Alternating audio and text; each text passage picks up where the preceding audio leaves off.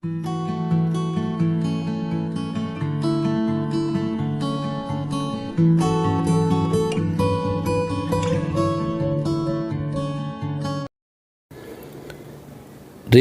the denominator and simplify. Here the question is 20 by 4 plus root 6. So rationalize the denominator. So I'll multiply and divide with 4 minus root 6 by 4 minus root 6. So numerator 20 times 4 minus root 6 by, here in the denominator clearly it is in the form of a plus b into a minus b. A plus b into a minus b is a square minus b square. So here a is 4, b is 6.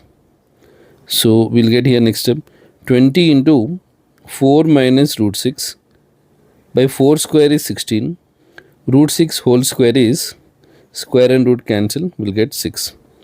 So here now next step, if you write here 20 into 4 minus root 6 by 16 minus 6 is 10.